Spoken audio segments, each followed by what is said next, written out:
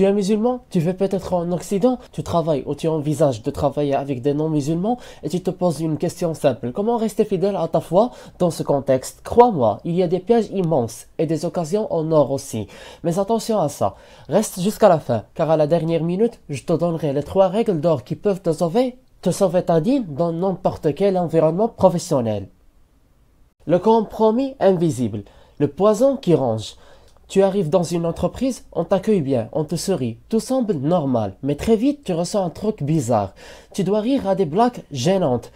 Tu dois serrer des mains que tu ne veux pas serrer. Tu commences à avaler des compromis, petit à petit, et un jour tu réalises que tu es devenu méconnaissable. Et tu sais ce qui est le pire?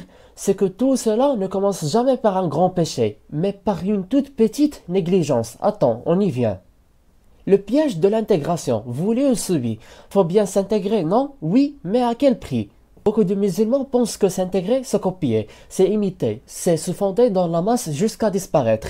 Mais ce n'est pas de l'intégration, c'est de ton effacement. Et tu sais quoi? Même en t'effaçant, tu ne seras jamais accepté à 100%. Alors autant être fermé dans ton identité, d'où ton comportement, mais solide dans ta foi. Mais comment faire quand on te pousse à faire des choses haram sans te l'imposer directement? C'est là que ça devient vicieux. Les dîners, les événements et le vin sur la table. Tu es invité à un dîner d'entreprise. On t'impose pas de boire, mais il y a de l'alcool partout. Les discussions deviennent légères, l'ambiance se détend et toi, tu perds ta vigilance. Tu ris à des choses que tu ne devrais pas. Tu tolères ce que tu condamnais hier.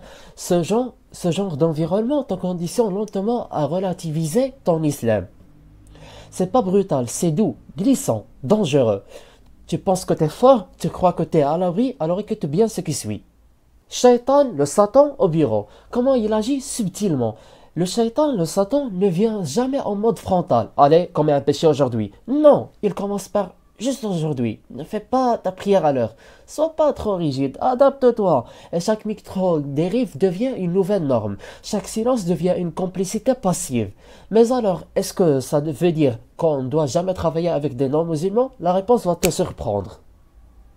Travailler avec eux, mais pas pour eux. Travailler avec des non-musulmans n'est pas haram en soi. Le prophète, que la paix et la bénédiction soit sur lui, a vécu à côté des juifs, de polythéistes, et même traité avec eux. Mais il ne se fondait jamais dans leur système. Il posait des limites, il inspirait le respect.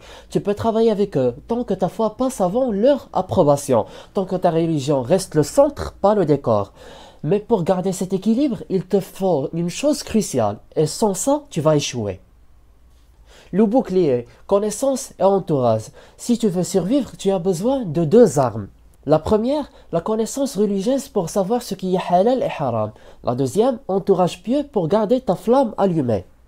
Un frère ou une sœur isolée, sans science, sans rappel, dans un environnement non musulman, c'est comme une bougie dans une tempête. Il tiendra un moment, puis s'éteindra. Mais parfois, même avec ça, tu peux être à 2 doigts de la chute. Il faut un plan. Je vais te le donner maintenant. Alors je te passe les 3 règles d'or pour rester ferme. Premièrement, annonce ton islam dès le départ. Pas de surprise, pas de double jeu. Sois clairement musulman sans grisivité. Deuxièmement, fixe des limites tôt. Tu ne seras pas certainement, tu ne participes pas à certains événements, dis-le poliment, mais fermement. Troisièmement et dernièrement, ne reste jamais seul. Même si tu es le seul musulman au travail, crée une rituel spirituel solide. Salat à l'heure, dhikr, rappel sur les pauses, audio de conférence, etc. Et maintenant, écoute bien ceci. Le but n'est pas juste de survivre au monde du travail, c'est de le transformer de l'intérieur. Si tu veux aller plus loin et apprendre comment garder ta foi dans un monde qui ne partage pas des valeurs, abonne-toi, active la cloche et partage cette vidéo à un frère ou une sœur qui bosse dans un environnement difficile, car un rappel peut sauver une vie. Allahu a'lam wa sallallahu ala nabiyyina Muhammad. Et je m'interroge, comment tu es intéressé à ce contenu sans que tu watches les vidéos précédentes dont on parle de la finance halal express? Watchlist est un héritage cognitif à l'humanité. À très vite.